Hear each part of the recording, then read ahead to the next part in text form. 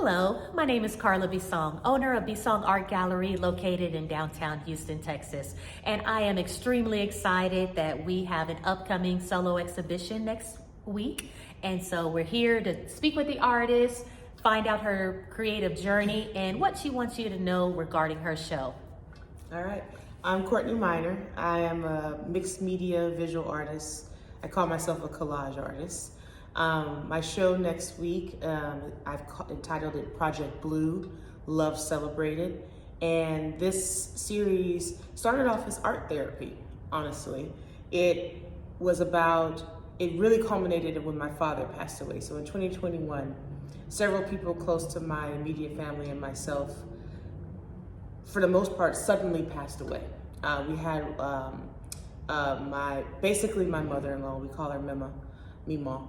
She passed in May, and then probably a month, 2 months before my father passed away in December, my brother's best friend, who his nickname is Little, he goes by Jarrell, and then my sister-in-law's nephew, my brother's nephew, Jordan, were tragically hit by, I don't know if it was a drunk driver, but it was definitely a hit and run.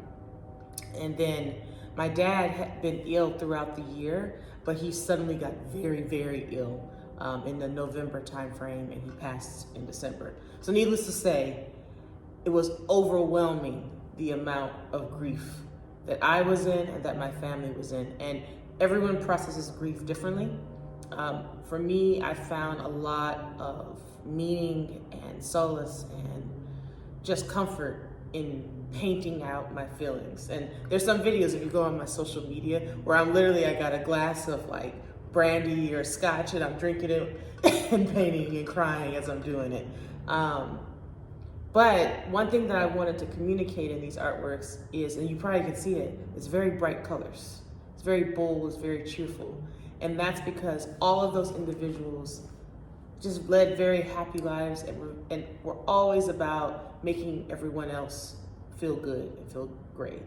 And I truly believe, and based on what they've told me, they wouldn't want us to be so very sad. Yes. They would want us to celebrate their lives, celebrate the love. So the reason why I have such bright colors and bold colors in my works is to represent that they don't want you to be sad. I mean, yes, we miss them immensely. And to me, I find that grief is just a transformation of love. Because if you're grieving that hard, that means you love that person a lot.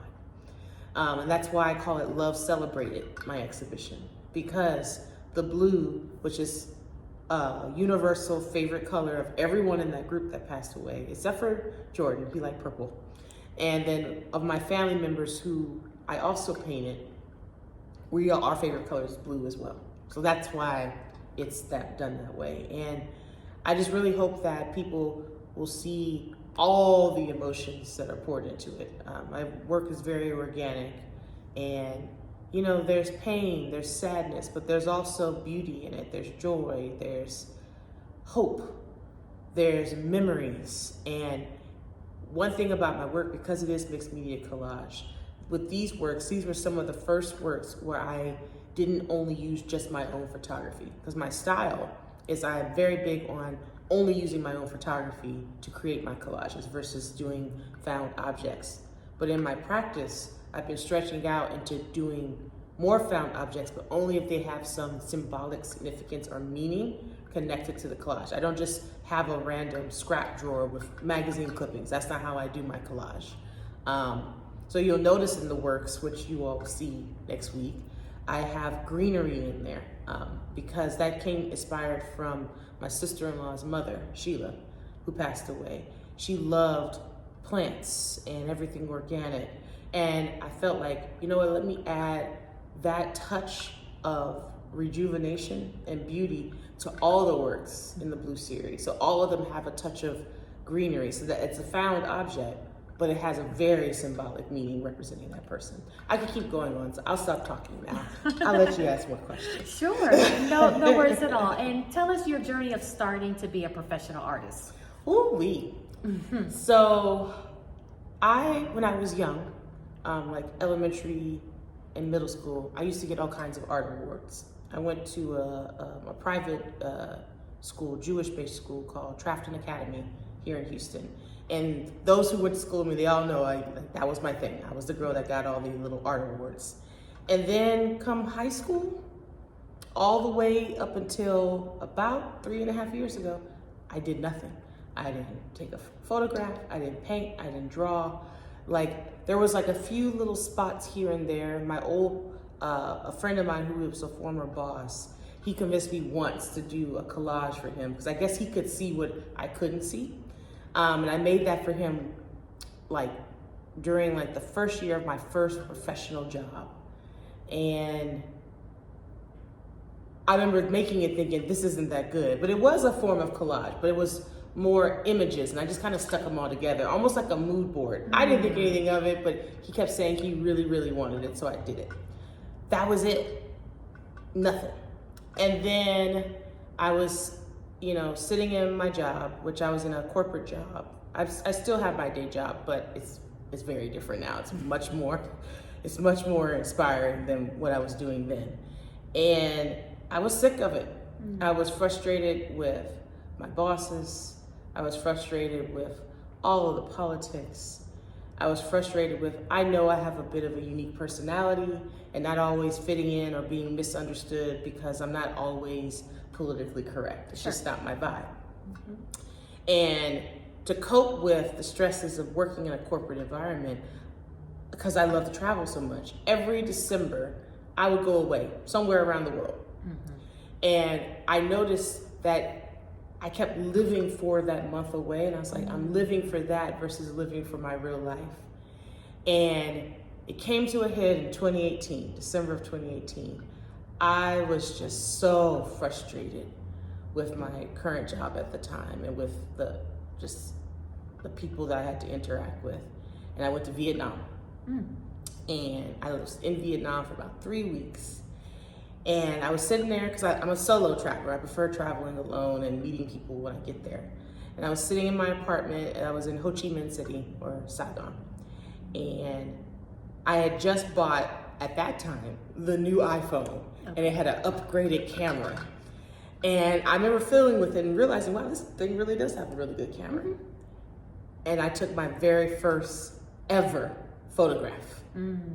And I remember I was like, wow, this seems kind of fun. This is cool. This is really cool. And I kept playing with that photograph. And I said, I wonder if I could like cut this into pieces or sew into it. And fast forward, I came back from Vietnam, my first week back, and I decided to print that photograph I had taken to canvas. And I started fooling with it and fiddling with it and painting on it and printing out other versions of that image and rebuilding it. Then I was like, oh, I don't know how to sew. Let me learn how to sew. So I took an embroidery class for like one day on a Sunday. Started sewing into my canvases. Fast forward 2.5 months later, again, I'm stressed at work. It becomes an outlet. A friend of mine, Kyle, comes by my apartment. And he's like, wow, have you been buying a lot of artwork? Like, this artist is, pretty good. Like, I like their work. And I was like, It's me. It's me. Yes. And he was like, it's what? I'm like, he was like, you paint? I was like, well, I used to paint a lot. I said, but I stopped. He said, wait a minute. You made all these works. And I had made like 20 paintings because I was like, I was stressed out. Right. From work. And he's like, you really need to show this. So then, because I trust him quite a bit, I ran into one of my coworkers who became a friend. Her name is Indaya. And yes, I'm calling you out, Indaya. Because I credit her with a lot. And she kept saying, you really should show your work publicly. My friend Junie, she's a fashion designer in Harlem. She's like, you really need to show your work publicly. And I was like, you think I'm good enough? She's like, I think you're good enough. Nice. So Indaya went on one of those websites and bought me my first domain name for my website, which I was like, what? And she helped me open up my Instagram, and I was like, this is real. This is getting real. And then another friend, Nicolette, she saw my work and she's like, hey, I work at Red Rooster. I would love to show your work to they had an art curator that curated all their artwork for all their restaurants. Oh, nice. And so she showed that curator my work. And then within 1 week, my painting was hanging up at Red Rooster. And I still have artworks at Red Rooster as an artist in residence. And then it just became a domino effect. So then 2019, I started showing at my first galleries at Heath. I had my artwork up in Harlem. The next thing you know, my day job, of course, I had all new people. I loved them all. I was like, this is great.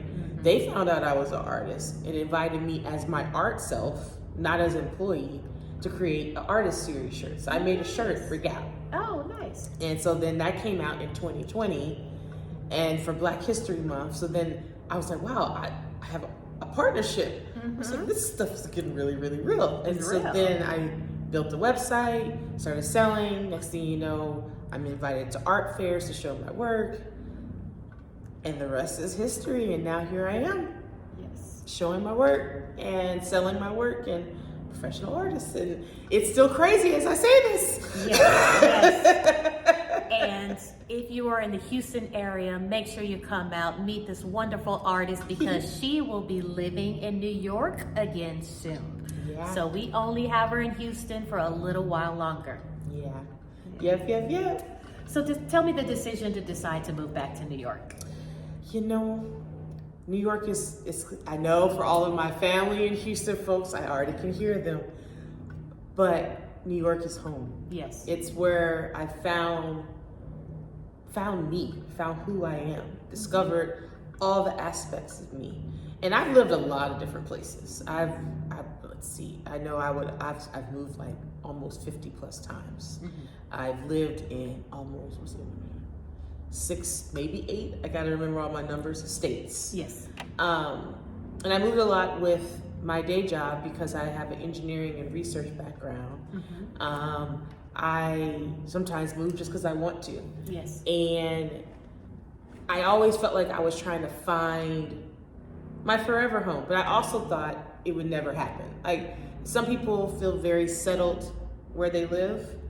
I was not one of those people. Like, even growing up here in Houston was lovely to live. I grew up in Missouri City, Mo City, right? I grew up, I went to Hightower High School, but I always never felt like I fit in. Even though like I can make myself comfortable anywhere I live. But I never felt quite at home anywhere. And then I jumped from there to several cities. But when I got to New York, I was like, ooh, I found my tribe. I found my people. And I've made so many, I've made so many forever friends.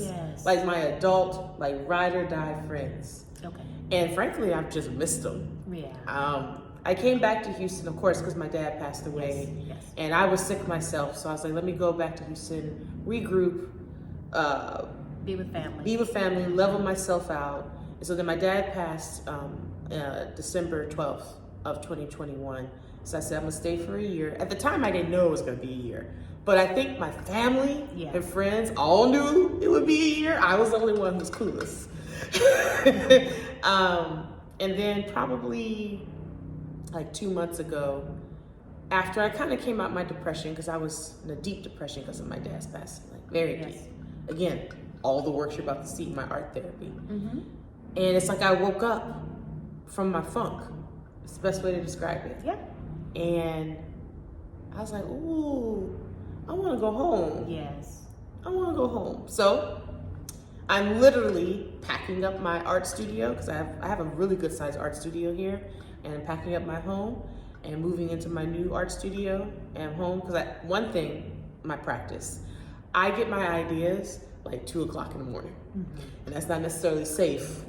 So I've always found I've had to have my work where I do my artwork where I live, in my home where I live. I can't have it separate. I tried, did not work. So my new place, I'm getting a loft, and I'll have like a mezzanine, and that's where I'm going to do all my artwork at. But yeah, it's home. I had to go back to New York. It's home. It's good. And remind us the name of the exhibition. My exhibition here is called Project Blue, Love Celebrated. That's the name.